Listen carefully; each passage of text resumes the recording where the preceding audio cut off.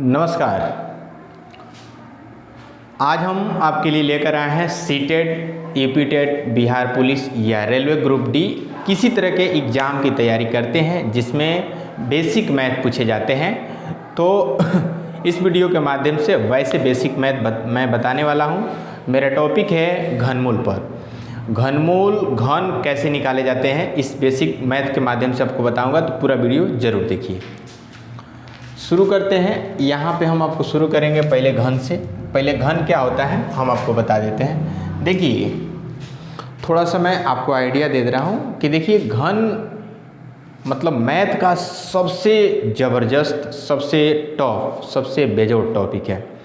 घन हो गया, घनमूल हो गया, वर्ग हो गया, वर्गमूल, ये मैथ के जान होते हैं जो छोटे छोटे क्लास के लिए बड़े ही इम्पोर्टेंट होते हैं। तो इस तरह के टॉपिक को बेहतर रगड़ने की ज़रूरत है, बेहतर से बेहतर इसको करने की, इस पर बेहतर से बेहतर सवाल करने की ज़रूरत है। जितना बेहतर हम इस पर कंसेप्ट को क्लियर करेंगे उतना ही जो है हमारा कंसेप्ट बनेगा और उतना ही सवाल जो है आसानी से बन जाएंगे, क्योंकि इस तरह के कंसेप्ट पर सबसे ज़्यादा सवाल जो उठाए जाते हैं। तो वीडियो पर बने रहिएगा, आपको देखते रहना है। देखिए घन क्या होता है, किसी संख्या को 3 बार, ध्यान दीजिएगा, किसी संख्या को उसी संख्या से 3 बार अगर उसी संख्या को गुणा कर देते हैं तो जो गुणनफल प्राप्त होता है ना, वही संख्या उस संख्या का घन कहलाता है। जैसे 2 को 3 बार लिखा गया, 8 जो है 2 का घन है। उसी तरह से 3 है, 3 को 3 बार लिखा गया, ये आंसर आया 27 क्या है, 3 का घन है।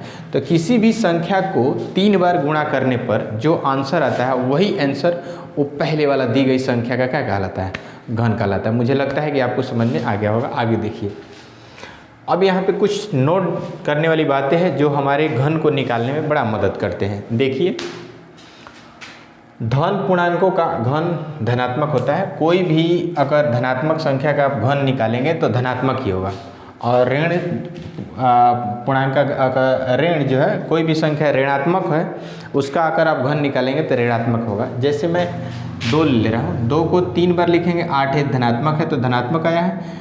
और जैसे मान कर चलिए मैंने -2 ले लिया है, -2 इसको आप लिखेंगे 3 बार तो ये इसका आंसर क्या आएगा, माइनस में आएगा, क्योंकि 2 दूना 4 दूनी 8, माइनस माइनस प्लस, और ये माइनस माइनस प्लस फिर माइनस, क्या होगा। तो देखिए धनात्मक का धनात्मक आ गया, ऋणात्मक का ऋणात्मक। तो ये कभी कभी ऑब्जेक्टिव सवाल बहुत पूछे जाते हैं कि ऋणात्मक संख्या का थी घन क्या हो सकता है, तो भाई ऋणात्मक ही होता है। आगे देखिए, किसी संख्या का घन करने पर इकाई का अंक 0 से, है ना, 0 से 9 तक कोई संख्या हो सकती है। जैसे कोई भी संख्या का अगर हम घन करते हैं तो उसका इकाई का अंक 0 और 9 के बीच आएगा। एक क्वेश्चन देखते हैं। जैसे मान कर चलिए मैं 5 का घन कर रहा हूँ, तो 5 का घन करेंगे तो 125 होगा, 5 × 25 = 125। देखिए हमने बोला था कि ये जो है इकाई का अंक जो होगा वह 0 से लेकर के 9 के बीच कोई भी संख्या हो सकता है। तो देखिए इसके बीच में, है ना, 1 2 3 4 5 6 7 8 9, देखिए इसी में से 0 से 9 तक के बीच कोई भी संख्या घन में, ये घन का एक अच्छी ये मैंने एक तरह से बोलेंगे क्वालिटी रूल है कि कोई भी संख्या को घन कर लीजिए, लेकिन इकाई के स्थान पर 0 और 9 में से कोई स्थान पर एक अंक आएगा। तो इसको आपको ध्यान देना है। आगे देखिए, इसको याद करना है। ये सबसे ज़्यादा ऑब्जेक्टिव सवाल आते हैं और सबसे ज़्यादा जो है ऑब्जेक्टिव सवाल पूछे जाते हैं, तो इसको समझने की ज़रूरत है। आगे, सम धन पूर्णांकों का घन क्या होता है, सम होता है। अगर सम संख्या लीजिएगा तो इसका घन करिएगा तो सम में आएगा। देखिए अगर 2 सम है तो इसका घन करेंगे तो सम में आएगा। देखिए 8 सम है।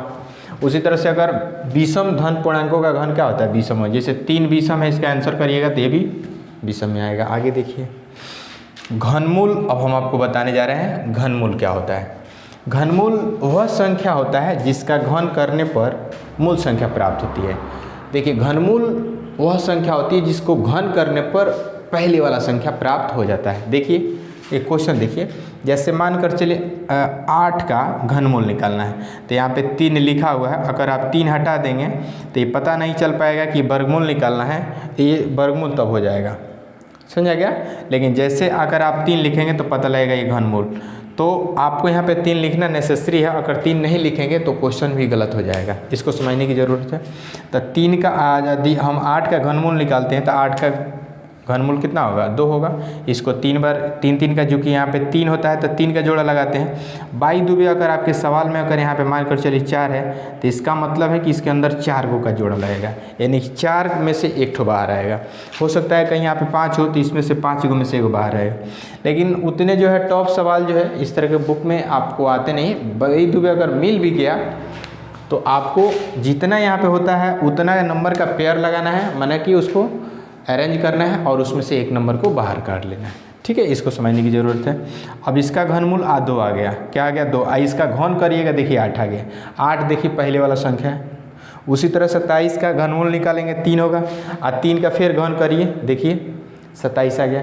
इन्होंने लिखा क्या है, घनमूल वह संख्या है जिसका घन करने पर मूल संख्या प्राप्त होती है।